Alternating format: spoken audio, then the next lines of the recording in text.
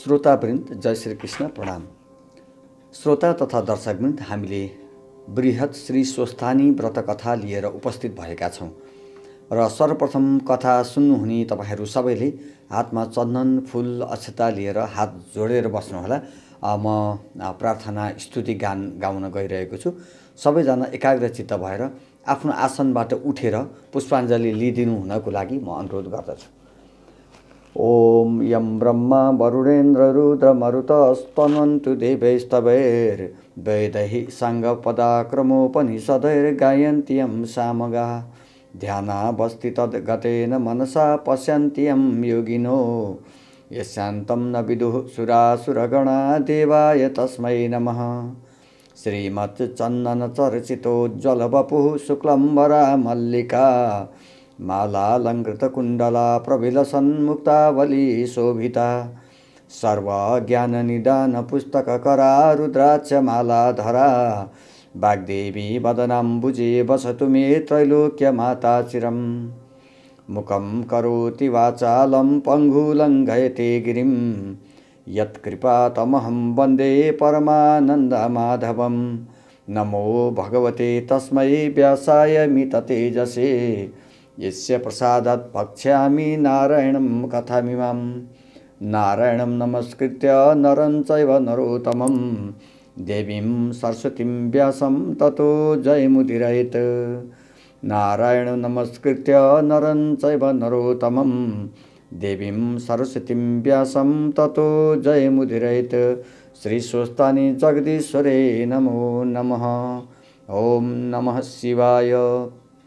सबैजनाले पुष्पाञ्जली जुन हातमा लिनुभएको चन्दन फूल अक्षता छ पुस्तकको माथि चढाउनुहोला। तर पुष्पाञ्जली चढाउँदाखेरि पुस्तकभित्र अथवा पाठ गर्ने ठाउँमा कथामा नबिग्रिने गरी, किताबलाई नबिग्रिने गरी चढाउनु हुनको लागि म अनुरोध गर्दछु। र आफ्नो आफ्नो स्थानमा पुष्पाञ्जली चढाइसकेपछि यहाँहरूले पुस्तकलाई ढोगेर आफ्नो मनोकामना, मनको इच्छा वर मागेर अनि आफ्नो आफ्नो स्थानमा बसेर कथा सुन्नको लागि, यहाँलाई एकाग्रचित्त हुनको लागि म हार्दिक अनुरोध गर्दछु। प्रणाम। अथः अष्टदशोऽध्यायः नागिनी व्रतकृत उपाख्यान। कुमारजी आज्ञा गर्नुहुन्छ हे अगस्त्य मुनि। त्यसपछि महादेवले विष्णुलाई बिदा दिई जालन्धरसित युद्ध गर्न लाग्नुभयो। महादेव र जालन्धरको भयङ्कर सङ्ग्राम भयो। वृन्दाको पतिव्रता धर्म विष्णुले हरण गरिसकेका हुनाले जालन्धर शक्ति क्षीण भई महादेवसित युद्ध गर्न नसकी आकाशमा गएर माया युद्ध गर्न लाग्यो। महादेव पनि आकाशमै गएर युद्ध गर्न लाग्नुभयो। त्यसपछि जालन्धरको शक्ति क्षीण भएको जानी विष्णुले वृन्दाको सत्य डगाइसकेछन् भन्ने ठानी तेजिलो त्रिशूलले तिनै नेत्रबाट अग्निको ज्वाला निकाली क्रोधपूर्वक जालन्धरको छातीमा प्रहार गर्नुभयो। त्यस त्रिशूलको चोटले जालन्धर मरी अन्त्यपुरको चोकमा ठुलो शब्द गरेर पछारियो। त्यो चर्को शब्द सुनि वृन्दाले के को शब्द हो भनी हेर्न जाँदा आफ्नै स्वामी जालन्धर मरेको देखि अनेक प्रकारले विलाप गर्दै रुन लागिन्। हे स्वामी, मलाई यस्तो अवस्थामा एक्लै पारेर कहाँ जानुभयो? पापिष्ट विष्णुले छल गर्दा तपाईको यो गति भयो र मेरो यो अवस्था भयो। तपाईँ बिना म प्राण राख्न सक्दिनँ। तपाईँ जहाँ जानुभयो म पनि वहीँ जान्छु भन्दै केश फिँजाई विष्णुको मुखमा हेरेर भन्न लागिन्, हे पापिष्ट विष्णु, तिमीले छली मेरो पतिव्रता धर्म नष्ट गरिदिनाले मेरो स्वामीको यो गति भयो। अब म तिमीलाई श्राप दिन्छु। झार हुनु परोस्, घाँस हुनु परोस्, कल्प वृक्ष भएर रहनु परोस्, ढुङ्गा भएर रहनु परोस्। यति 4 थोक श्राप दिए भनी आफ्ना स्वामीसित सती गई वृन्दाले देह त्यागिन्। हे अगस्त्य मुनि, पतिव्रताको श्राप विष्णुलाई लाग्यो र झार हुनु परोस् भनेकोमा तुलसी भएर रहनु पर्यो, घाँस हुनु परोस् भनेकोमा कुश भएर रहनु पर्यो, कल्प वृक्ष हुनु परोस् भनेकोमा पिपल भएर रहनु पर्यो, ढुङ्गा हुनु परोस् भनेकोमा शालिग्राम भएर रहनु पर्यो। यसैले तुलसी, कुश, पिपल र शालिग्राम नारायण रूप हुन् भनेर सबैले पूजा गरेको कारण यही हो। हे मुनि, पतिव्रता धर्म भनेको सबैभन्दा ठुलो धर्म हो। त्यसपछि वृन्दाको श्राप मोक्ष गर्न पृथ्वी तलमा जान्छु भनी विष्णु भगवान पृथ्वीमा शालिग्राम, तुलसी, कुश र पिपल भएर रहनुभयो। हे अगस्त्य मुनि, ढुङ्गा हुनु परोस् भन्ने वृन्दाको श्रापले नारायण विष्णु भगवान आफ्ना कुनै अंशले शाली नदीको बगरमा आएर शिला भएर रहनुभयो। तिनै शिलालाई मानिसहरू शालिग्राम भन्दछन्। हे अगस्त्य मुनि, जो जन सधैँ शालिग्राम रूप नारायणको श्रद्धा भक्तिपूर्वक पूजा गर्ने गर्दछन् अनि निरन्तर ओम नमो भगवते वासुदेवाय यो 12 अक्षरी मन्त्र या ओम वासुदेवाय नमः यो 8 अक्षरी मन्त्र जपिरहन्छन् वा दिनहुँ 108 पल्ट बिहान बिहान जप्ने गर्दछन्, त्यस्ताले मरेपछि यमलोक वा यमराजका दूतहरूलाई देख्दैनन्, किनकि ती भक्तहरू सरासर विष्णु लोक जान्छन्। अथवा मरेपछि मुक्ति चाहनेहरूले चक्र बनेको शालिग्राम शिला चक्रमा दिनहुँ ओम वासुदेवाय नमः भन्दै चन्दन र फुलले विष्णुको पूजा गर्नु, किनकि त्यो शिला चक्रमा सारा पापलाई नाश गर्ने, नित्य पूजा गर्नेहरूलाई पुण्य दिने, मरेपछि मुक्ति दिलाउने त्यो शालिग्राम शिला त्यस्ता शक्ति सम्पन्न विष्णुको वासस्थान हो। शालिग्राम शिलाको चक्रमा जो जन प्रतिदिन पूजा गर्ने गर्छ त्यसले प्रत्येक दिन 1000 राजसूय यज्ञ गर्यो भन्ने ठान्नु पर्दछ। ती जान्न योग्य अविनाशी परब्रह्म विष्णुलाई नित्य नमस्कार गर्दा जो पुण्य प्राप्ति हुन्छ, मनुष्यहरूलाई त्यही पुण्य शालिग्राम शिलाको नित्य पूजा गर्नाले पनि प्राप्त हुन्छ।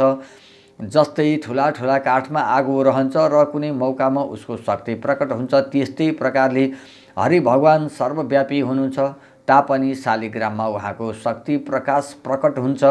हे अगस्त्य मुनि, जसले ठुला ठुला पाप गरेका छन्, जसलाई शुभ कर्मको अनुष्ठान गर्ने अधिकार छैन, त्यस्ताले पनि शालिग्रामको पूजा गरे भने ती जन नरक जाँदैनन्।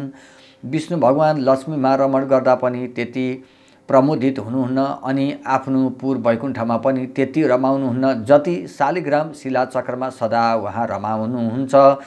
जुन व्यक्तिले शालिग्रामको शिला बनेको चक्रमा हरिको पूजा गर्छ, मानौ उसले अग्निहोत्रको उच्चारण गर्दै सागर पर्यन्तको भूमि दान गर्यो भन्ने ठाने हुन्छ। मनुष्यले एकैपल्ट पनि शालिग्राम शिलाको पूजा गर्छ भने त्यसका सबै पापहरू जसरी सूर्योदय भएपछि अन्धकार नाश हुन्छ त्यसै गरी नाश भएर जानेछन्। हे अगस्त्य मुनि, जसले शालिग्राममा बनेका 12वटा शिला चक्रको विधिपूर्वक पूजा गरेको छ, अब म तिमीलाई त्यसको प्रभाव बताउँछु, मन लाएर सुन। सुवर्ण निर्मित कमलहरूद्वारा 12 कल्प पर्यन्त 12 कोटी शिवलिङ्गको पूजा गर्नाले जो फल मिल्छ त्यो फल 12वटा शालिग्राम शिलाको पूजा गर्नाले एकै दिनमा मिल्छ।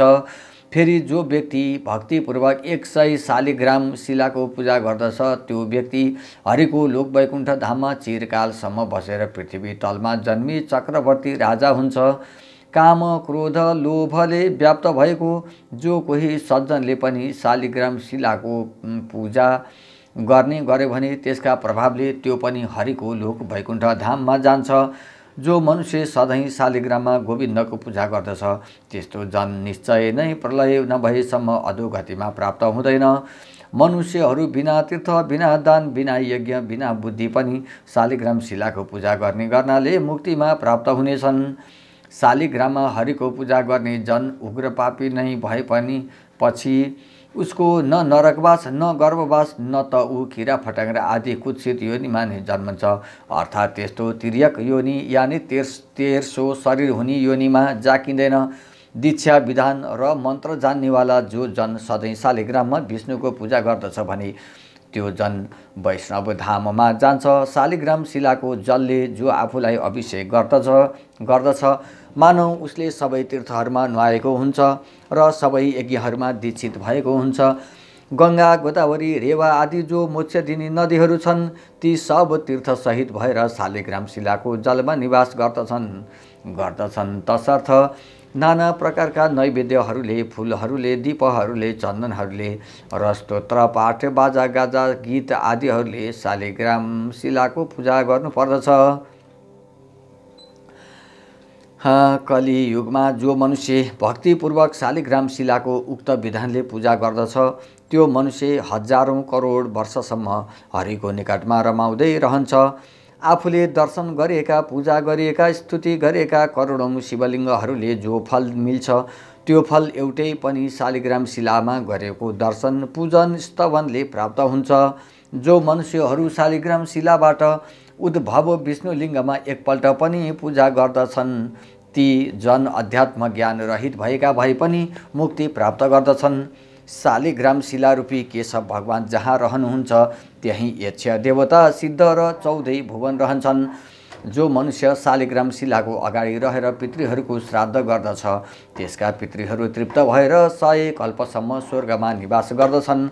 जो मनुष्य नित्यप्रति शालिग्राम शिलाको जल पिउँछन् त्यस्ताले हजारौँ पल्ट पञ्चगव्य आचमन गर्नाले के प्रयोजन, अर्थात् केही प्रयोजन छैन। जुन ठाउँमा शालिग्राम शिला रहन्छ त्यहाँबाट चारैतिर 3 योजन अर्थात् 12 कोससम्म त्यो स्थान तीर्थ समान मानिन्छ। त्यहाँ गरिएको दान होम सबै करोड गुणा अधिक फलदायक हुन्छ।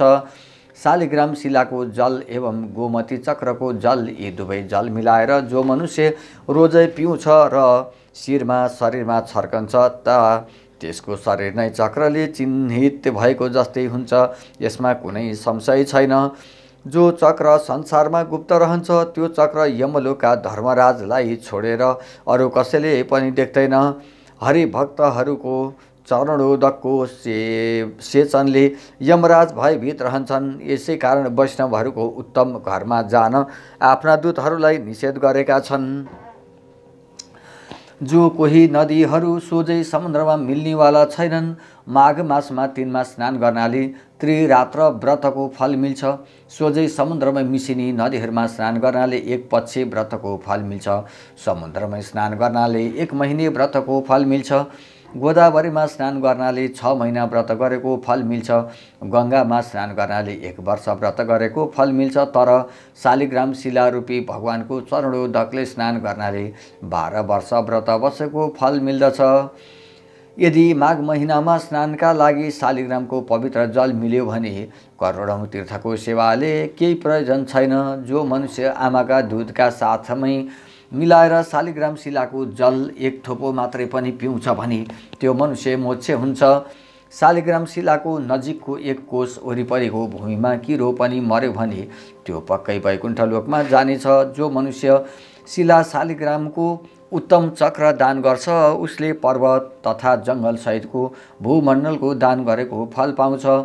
जो जन शालिग्राम शिलाको मूल लाउँछ बेच्छ अथवा बेच्ने राय दिन्छ अथवा जो मनुष्य उसको जाँचबुझ गर्छ ती सबै नै मरेपछि प्रलय पर्यन्त नरकमा झाकिन्छन्। यसकारण शालिग्राम शिलाको किनबेच गर्नु हुँदैन। पापसँग डराउने मान्छेहरूले सधैँभरि सारा पाप नाश गर्ने वासुदेव भगवानको स्मरण गर्नुपर्छ। इन्द्रिय दमनपूर्वक घोर जङ्गलमा तपस्या गर्नाले मनुष्य जुन फल पाउँछ त्यो फल गरुड ध्वज विष्णुको स्मरण गर्नाले नै पाउँछ। अज्ञानले वशीभूत भएर जानी नजानी धेरै प्रकारको पाप गर्ने मनुष्यले पनि सारा पाप हर्ने हरिलाई सम्झेर नमस्कार गर्यो भने त्यो नरक जाँदैन। पृथ्वीमा जति तीर्थ छन् अनि जति पुण्य स्थलहरू छन् विष्णुको नामको कीर्तनले नै ती सबैमा गरिएको पुण्य फल प्राप्ति हुन्छ। सार्ग धनुर्धारी शरणागत वत्सल विष्णु भगवानको शरणमा जो व्यक्ति पर्दछन् तिनीहरूले न यमराजलाई देख्नुपर्छ न त तिनीहरू नरकै जान्छन्। नारी जातिहरू त धोका दिई झुक्क्याई पर नारीको सतीत्व डगाउने विष्णुको त्यो भणुवा अंश नै शालिग्राम भएको हो। तसर्थ नारी जाति मात्रको अपमान गर्ने त्यो अंश हो भन्ने ठानी शालिग्राम शिलालाई छुँदै छुँदैनन् र पूजा पनि गर्दैनन्। त्यस्ताले त केवल शालिग्राम धोएको वा शालिग्राम चोबेको जललाई नै उनै साक्षात निर्दोष अंशका त्रैलोक्यनाथ विष्णुको चरणोदक मानी ओम नमो वासुदेवाय भन्दै अचाएर शिरमा दिनहुँ छर्किने गरे पनि अथवा प्रत्येक एकादशीको व्रत बस्ने गरे पनि तथा 12 महिनामा आउने त्यस पूर्णिमाको र मलमासमा पर्ने मलमासकै पूर्णिमाको कथा सुन्ने गरे मात्रै पनि सधैँ शालिग्रामको पूजा गरेको पुण्य फल पाउँछन्। हे अगस्त्य मुनि, घाँस हुनु परोस् भन्ने सती वृन्दाको श्रापले आफ्ना एक अंशले तुलसी भएका तुलसीका पातहरूले जो मनुष्य हरिको पूजा गर्दछ त्यो मनुष्यलाई पानीमाथि पानीमै रहेको कमलको पातलाई पानीले नभिजाए झैँ कुनै पापले पनि छुन सक्दैन। 1 तोला सुन या 4 तोला चाँदी दान गर्नाले जो फल प्राप्त हुन्छ त्यो फल कुनै पनि एकादशीको दिन तुलसी पत्रले हरिको पूजा गर्दा प्राप्त हुन्छ। एकादशीका दिन तुलसी पत्रले पूजा गर्दा भगवान विष्णु जस्तो प्रसन्न हुनुहुन्छ त्यस्तो प्रसन्नता रत्नमणि वैदुर्यमणि अनि मुगा आदिले पूजा गर्दा पनि प्रसन्न हुनुहुन्न। एकादशीको दिन जुन जनले तुलसीका मन्जरीहरूले केशव भगवानको पूजा गर्दछ त्यसले जन्मदेखि गरेका पापका घुरान सबै बढार्दछ अनि जन्म जन्मान्तरका 10,000 वर्षदेखि गरी आएका आफ्ना सारा पापकन खाक गरिदिन्छ। सधैँ दर्शन गरिएकी, सधैँ स्पर्श गरिएकी, सधैँ ध्यान गरिएकी, सधैँ कीर्तन गरिएकी, सधैँ स्तुति गरिएकी, स्वयं रोपिएकी, स्वयं सेचिएकी, सधैँ पूजा गरिएकी र सधैँ ढोगिएकी तुलसी कल्याणकारी हुन्छन्। यी उक्त 9 प्रकारले जो जन प्रतिदिन तुलसीको भक्ति गर्दछन् त्यस्ता जन हजारौं करोड युगसम्म हरियो घर वैकुण्ठमा वास गर्दछन्, हरिको घर वैकुण्ठमा वास गर्दछन्। हे अगस्त्य मुनि, रोपिएकी तुलसीले जति जरा फैलाउँछिन् त्यति 1000 युगसम्म रोप्नेको पुण्य फैलाउँछिन् अर्थात् बढाउँदछिन्। हे अगस्त्य मुनि, जुन जनद्वारा रोपिएको तुलसी जबसम्म आफ्ना हाँगा बिगा शाखा प्रशाखाहरूले र उनका बिया पुष्प र पत्रले पृथ्वी तलमा बढिरहन्छ, ती पुरुषका कुलमा जो जन्मिएका छन्, जो पछि जन्मिएछन् र जो बितिसके ती सब जनको 2000 कल्प पर्यन्त हरिको धाममा अर्थात् वैकुण्ठमा वास हुन्छ। हे अगस्त्य मुनि, झाङका झाङ तुलसीको झाडी रोप्नाले यमराजको दर्शन गर्नु पर्दैन, किनकि तुलसीको बुटो सबै पापलाई नाश गर्ने चिताएको कल्याणकारी कुरो पुर्याउने पुण्य दिनी हुन्छ। जुन घरमा झाङिएको तुलसीको मठ रहन्छ त्यो घर पुण्य तीर्थ समान हो, त्यहाँ यमराजहरू दूतहरू जाँदै जाँदैनन्। जो जन आफ्ना घरको आँगनमा तुलसी रोप्दछन् ती जन त्यस तुलसीको बोटमा जति बीज र तुलसी दल हुन्छन् अनि ती बीजका सन्तान दरसन्तान फैलिँदै चलिरहन्छन् त्यति हजार वर्षसम्म स्वर्गमा बस्दछन्। तुलसीको बास्ना सुँगेर प्रसन्न मन भएका पितृहरू गरुडमा चढेर चक्रपाणी विष्णुको भवन वैकुण्ठमा जान्छन्। नर्मदाको दर्शन, गङ्गाको स्नान तथा तुलसीका झाडीको स्पर्शन यी तीनैको पुण्य उत्तिकै कहिएको छ। तुलसी रोप्नाले, हुर्काउनाले, सेच्नाले, दर्शन गर्नाले मात्रै पनि मनुष्यहरूले आफ्ना मन, वचन, शरीरले सञ्चय गरिएको पापलाई डढाउँछन् अर्थात् विनाश गर्दछन्। जो जन मनुष्यका तुलसीका मन्जरीहरूले नारायण हरिको पूजा गर्दछ त्यो जन मरेपछि मुक्त हुन्छ। उसले फेरि गर्भवासको ओहोर दोहोर गर्नु पर्दैन। पुष्कर आदि तीर्थहरू तथा गङ्गा आदि नदीहरू अनि वासुदेव आदि देवताहरू सबै नै जो तुलसीको बोट रोपेर त्यसका पातले विष्णु भगवानको पूजा गर्दछ त्यो त्यस्तो जन जहाँ भगवान चतुर्बाहु विष्णु रहनुहुन्छ अन्तमा प्रसन्नतापूर्वक उही रहन पाउँदछ।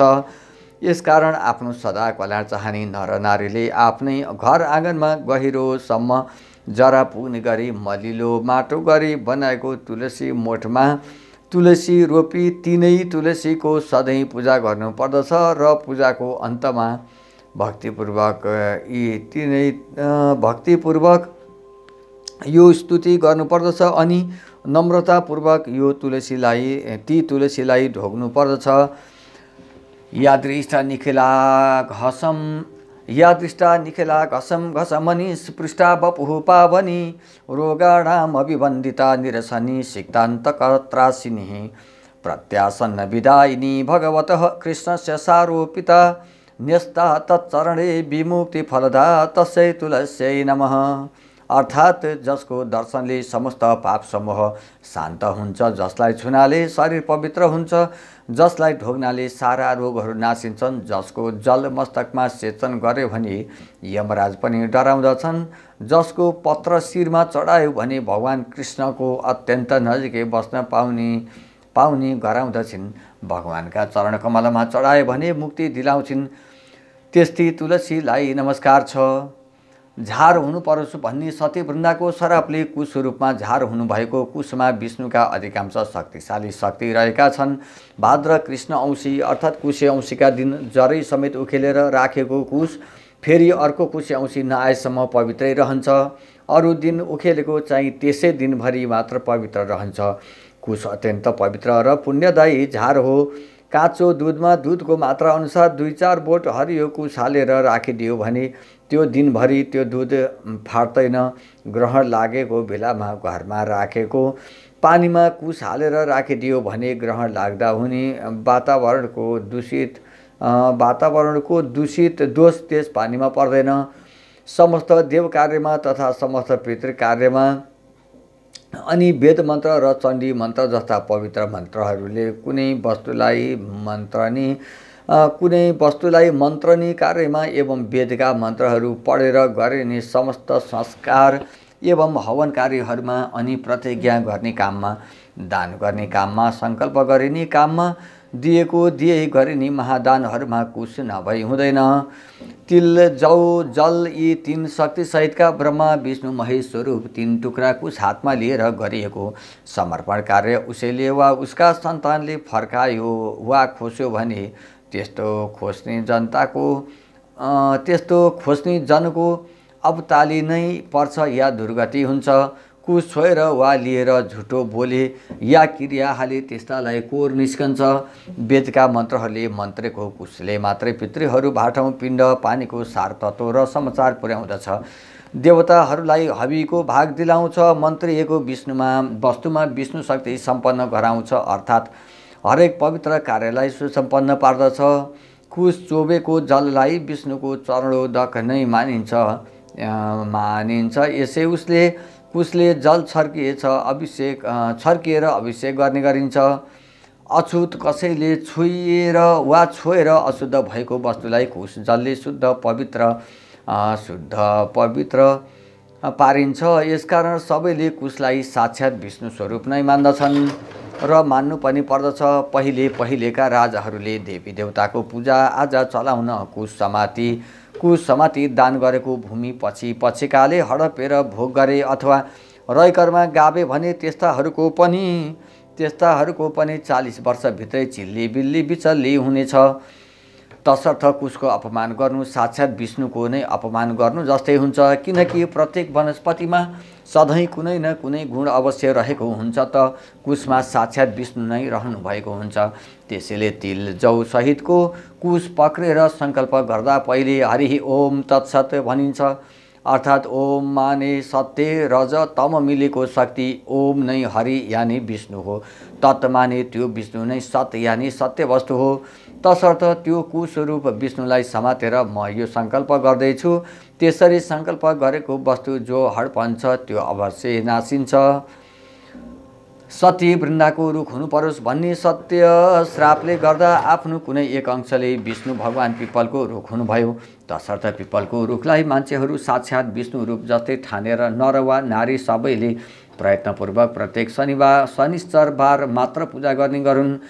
जीवनमा बार नसके पनि एकपल्ट त शनिबारको दिन पारेर यथाशक्ति गरी पिपलको प्रदक्षिणा 1 लाख अवश्य पुर्याउन्। पिपलको फल पाकेको महिनामा बन्ध्या नारीले यदि शनिबारको दिन पारी पिपलको रुखमुनि विधिपूर्वक राधा दामोदरको यानि लक्ष्मीनारायणको पूजा गरून् र राधा दामोदरको स्वरूप मानेर ब्राह्मण दम्पतिलाई श्रद्धा भक्तिपूर्वक यथेष्ट भोजन गराई दक्षिणा दिइसकेपछि नबोलिकन एकदम मौनतापूर्वक आफू पनि भोजन गरून्। त्यसपछि आउने कुनै दिन पनि पर सरेको चौथो रात बितेको भोलिपल्टको दिनमा गाईको दुधमा पिपलका पाकेका फल 2 तोला जतिको खीर पकाएर त्यो खीर मात्र खाउन् त एकदम बन्ध्या नारी पनि छोरै पाउने गरी सिधा अङ्ग प्रत्यङ्गका पति सम्भोगले गर्भिणी हुन्छ भने अरू छोरी मात्र पाउनेको त कुरै छैन। त्यस्तै प्रति शनिबार पिपलको पूजा गरेर फलामको दक्षिणा चढाउनाले 7.5 का शनि दशा हुनेलाई शनिश्चरले पिर्दैन। अनि पिपलको पूजन दर्शन स्पर्शन प्रदक्षिणा यी सबै शनिश्चर बार मात्रै गर्नुपर्छ, किनकि पिपलको रुखमा मात्रै शनिश्चरले टिक्ने ठाउँ पाएकोले अरू बार गर्यो भने शनि रिसाउँछन् र त्यो पूजन आदि गर्ने मनुष्य सदा महादरिद्री रहन्छ। किनकि पिपलको वृक्षमा शनिश्चरको पनि वास छ र अरू भूत प्रेत पिशाच राक्षस साकिनी डाकिनी आदिको वास पनि छ। तिनीहरूलाई त्यहाँ बस्नका लागि भगवान विष्णुले नै अभय दान दिनुभएको छ। यसैले पिपलको बोट नजिकैको घरमा पिशाचदेखि डराउने पितृहरू जाँदैनन्। प्रातः मध्याह्न सायं आधा रातमा भूत प्रेत पिशाच नाच्ने हुनाले त्यो लाग्छ भनेर मानिसहरू पिपलको बोट भएको ठाउँमा त्यतिखेर जाँदैनन् र केटाकेटीलाई पनि जान दिँदैनन्, निगरानी राख्दछन्। यसै कारण भूत प्रेतादिको आश्रय स्थान भएको पिपलको रुख काट्नाले या उसको दाउरा बाल्नाले त्यो काट्ने पिपलको त्यो बोट काट्ने वा बाल्ने व्यक्तिको अपुताली नै पर्छ, किनकि पिपलको वृक्ष भूत प्रेतादिको निवास स्थान हो र वृन्दाका श्रापले पिरिएका साक्षात विष्णुको स्वरूप नै हो। हे अगस्त्य मुनि, त्यसरी वृन्दाको सत्य डगाउने काम सकी शिवजीसँग विदा भई विष्णु भगवान वैकुण्ठ धाम गएपछि शिवजी आफ्नो काम फत्ते पारी हर्षले साँडेमा चढी सकल देवता अघि पछि लगाई अनेक खुसीका साथ बाजा बजाई अप्सराले नाची गन्धर्वले गान गरी पुष्पवृष्टि गर्दै कैलाशमा प्रवेश गर्नुभयो। अनि प्रमथगण सहित शिव शक्ति स्वरूपले रहनुभयो। त्यसपछि सबै देवताहरू महादेवसित विदा भएर आफ्ना आश्रममा गई आनन्दपूर्वक रहन लागे। हे अगस्त्य मुनि, अब पातालका कुरा कहन्छु, तिमी ध्यानपूर्वक सुन। पार्वतीको आज्ञाले अश्वत्थामा ऋषि सप्त पातालको मूल रसातलमा पुगे। कस्तो पाताल भने सूर्यको प्रकाश झैँ प्रकाशमान भएको अनेक प्रकारका रत्नहरू जडेर बनाइएको सुवर्णको पुरीमा असङ्ख्य सम्पत्ति भएका शेषनाग, तक्षक नाग, कर्कोटक नाग, पद्मनाग, शङ्खनाग, कुलिक नाग र करुण नाग बसेका र नागिनीहरू पनि हीरा, मोती, मणि, माणिक्य आदिका गहना एवं उत्तम उत्तम वस्त्रालङ्कार पहिरी ऊभन्दा ऊ राम्री भएर बसेका त्यस्तो स्थानमा पुगेपछि अश्वत्थामाले हे शेषनाग, पार्वतीको आज्ञाले श्री स्वस्थानी परमेश्वरीको व्रत गराई जो दुखी छन्, जो दरिद्र छन्, तिनको उद्धार गर्न म यहाँ आएको हुँ। यहाँ कोही दुखी छन् कि भनी सोधे। अश्वत्थामाको वचन सुनि शेषनागले भने, हे ऋषि, यहाँ उस्ता दुखी र दरिद्री कोही पनि छैनन्। त्यस वनको नगे चाहिँ शङ्खचूड नाग, रत्नचूड नाग, कृपादत्त नाग र धार्तराष्ट्र नागको घर छ। तिनका स्त्रीहरू साह्रै कष्टमा छन्, त्यहीँ गएर सुध्याऊ। यति शेषनागले भनेपछि अश्वत्थामा तिनै नागिनीहरू कहाँ गए। त्यहाँ शङ्खचूड नागकी स्त्री हिरावती, रत्नचूड नागकी स्त्री रत्नावती र कृपादत्त नागकी स्त्री मृगावती एवं धार्तराष्ट्र नागकी स्त्री मदनावती थिए। यति ती नाग नागिनी परस्पर अनन्य प्रीतिले बस्दा दैव संयोगले दुःख पाई घरमा बस्न नसकी ती चारैजना नागहरू परदेश गएका रहेछन्।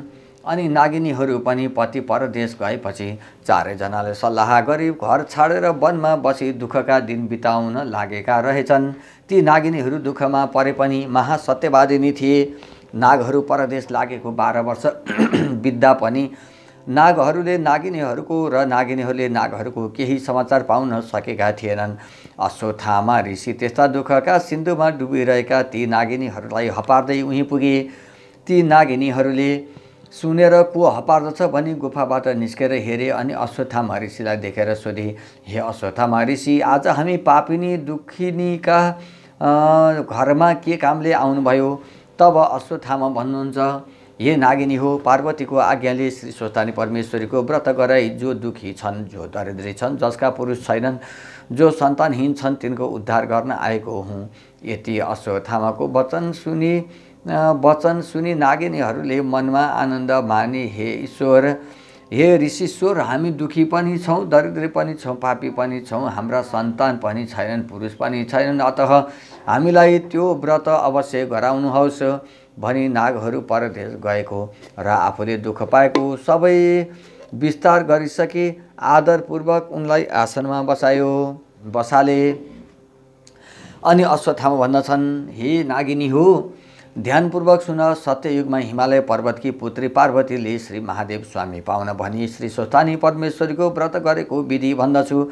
पौष शुक्ल पूर्णिमादेखि हात गोडाका नङ काटेर स्नान गरी पवित्र भई एक भक्त रही एकचित्त गरी मेरो फलानुकामना सिद्ध होस् भनी नित्य मध्याह्न कालमा श्री स्वस्थानी परमेश्वरीको पूजा गर्नु र उनैको कथा सुन्नु। माघ शुक्ल पूर्णिमाको दिन 108 रोटी, 108 अक्षता बाबुको 108 अक्षता, 108 बेली पुष्प, 108 बेली पुष्प, 108 यज्ञ सूत्र, 108 पान, 108 कुडका सुपारी, जौ, तिल, फल, फूल आदि सबै 108 सगुन समेत नाना उपचार तयार पारेर आरसीमा ओमकार लेखी गङ्गा जलले स्नान गराउनु र श्रीखण्ड, रक्तचन्दन, सिन्दुर, अबिर, पुष्पमाला चढाई धूप दीप नैवेद्य वस्त्र भेटी अर्पण गर्नु। यसरी पूजा सकेर अर्घ्य दिनु अनि प्रसाद झिकेर अष्टोत्तर 100मा 8 रोटी, 8 अक्षता, 8 पुष्प, 8 पान, 8 कुड्का सुपारी सगुन समेत आफ्ना पुरुषलाई दिनु। पुरुष नभई छोरालाई र छोरा नभई मित छोरालाई तथा मित छोरा पनि नभई मेरो फलानु कामना पूर्ण होस् भनेर गङ्गामा बगाउनु र 100 रोटी आफूले फलाहार गर्नु अनि रात्रिमा जागराम बस्नु। यति गरेपछि तिमीहरूको दुःख नाश होला। यसमा अन्यथा नमाने। यति अश्वत्थामाले भनेको सुनि नागिनीहरू खुसी भई भन्न लागे, हे अश्वत्थामा ऋषि, हामी स्त्री जातिलाई त्यस्तो ज्ञान कहाँबाट प्राप्त हुनु? तपाईँ बसेर त्यो व्रत गराई हामी अभागिनीहरूको उद्धार गरिदिनुहोस्। यति भनी ऋषिलाई सम्मानपूर्वक घर लगेर बसाइ राखे। त्यसपछि पौष शुक्ल पूर्णिमा आयो र विधिपूर्वक व्रत आरम्भ गराई महिना दिन पुगेपछि माघ शुक्ल पूर्णिमाको दिन समस्त सामग्री तयार गराई श्री स्वस्थानी परमेश्वरीको पूजा गराए। पूजा सकिएपछि अश्वत्थामा ऋषिले भने, हे नागिनी हो, अब अर्घ्य दिई जप पाठ ध्यान स्तुति गर। अनि नागिनीहरूले अञ्जली जोरी, हे ईश्वरी, हामी दुखियाहरूको पूजाले प्रसन्न भई यो दुःखको समुद्रबाट पार लगाउनुहोस् भनेर स्तुति गर्दा गर्दै पूर्व दिशाबाट 1000 सूर्यको जस्तै तेज भएकी श्री स्वस्थानी परमेश्वरी प्रकट भएर दर्शन दिए। हे नागिनी हो, तिमीहरूको श्रद्धा भक्तिले म अत्यन्त प्रसन्न भई वरदान माग भन्नुभयो। अनि ती नागिनीहरूले बिन्ती गरे, हे ईश्वरी, हामी दुखिनीहरूको दुःख हरण होस्, हाम्रा स्वामीहरू चाँडै आइपुगुन् भनी वर मागे। अनि ईश्वरीले तथास्तु भनी वरदान दिइन्। त्यसपछि प्रसाद झिक्न लाग्दा श्री स्वस्थानी परमेश्वरीको व्रतको प्रभावले परदेशबाट नागहरू आइपुगे र नागिनीहरूले मनमा आनन्द मानी धन्य धन्य श्री स्वस्थानी परमेश्वरी भनी प्रसाद झिकेर 8 रोटी, 8 अक्षता, 8 बेली पुष्प, 8 पान, 8 कुड्का सुपारी सगुन समेत आफ्ना पतिलाई दिएर दण्डवत प्रणाम गरे। अनि अश्वत्थामा ऋषिलाई भोजन गराई दक्षिणा दिई बिदा गरे। त्यसै दिनदेखि ती नागिनीहरू असङ्ख्य सम्पत्ति पाएर आनन्दले रहँदा भए।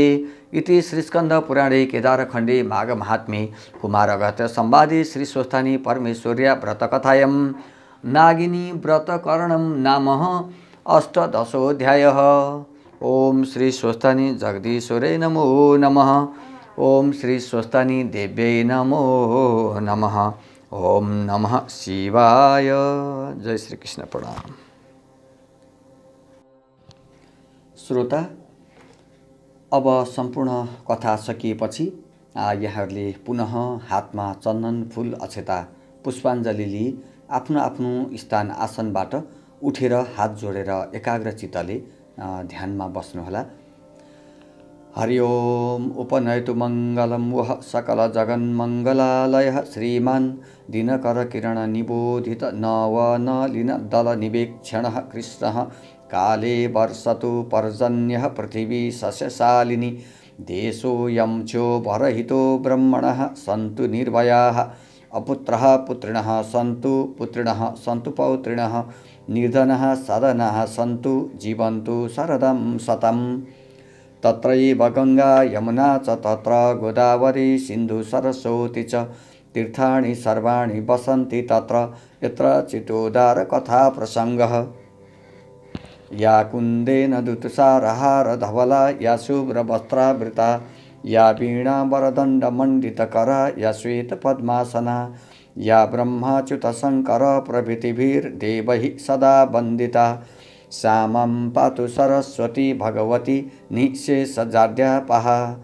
कायेन वाचा मनसेन्द्रियर्वा बुद्ध्यात्मना वा प्रकृतिस्वभावात् करोमि यद्यत् सकलं परस्मै नारायणायेति समर्पयेतत्। करोमि यद्यत् सकलं परस्मै नारायणायेति समर्पयेतत्। श्री स्वस्थानी जगदीश्वरे नमो नमः। ओम श्री स्वस्थानी देव्यार्पणमस्तु। जय श्री हरि। प्रणाम।